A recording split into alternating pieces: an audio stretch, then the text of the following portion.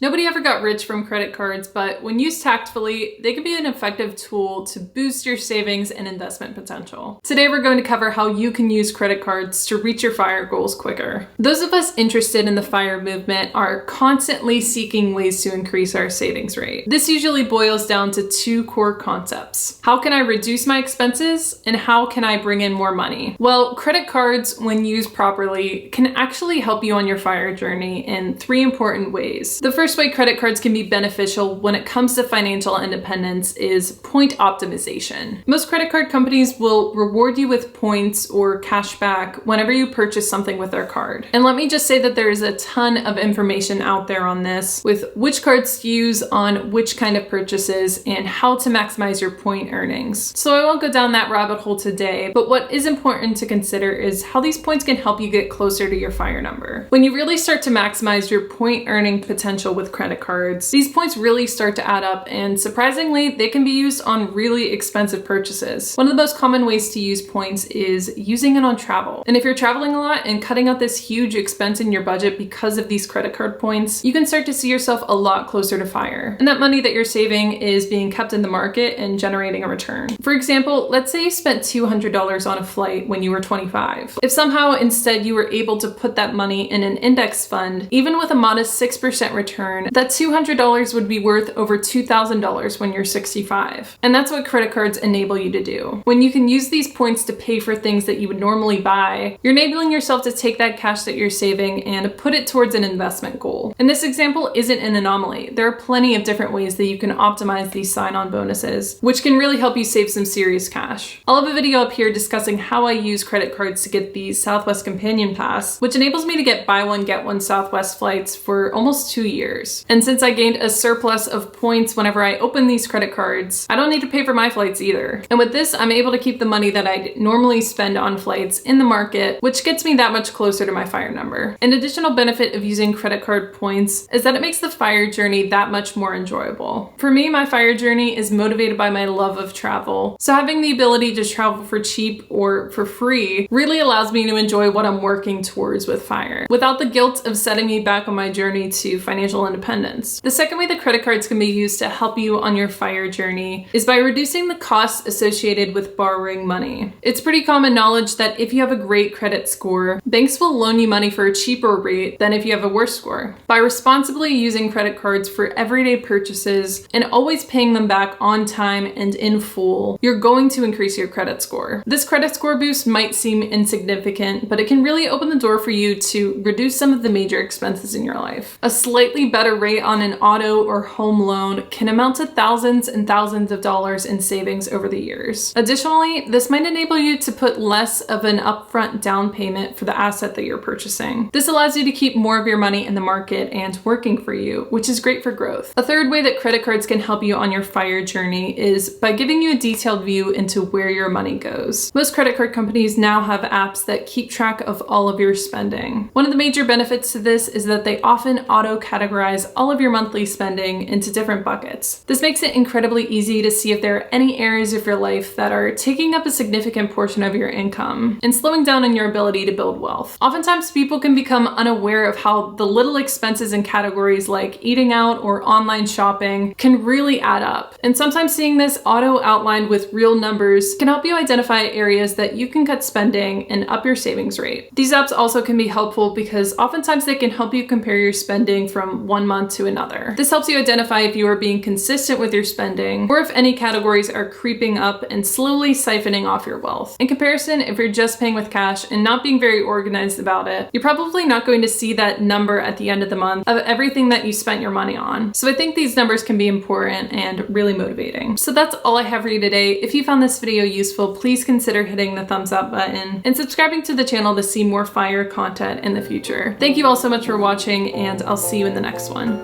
Bye.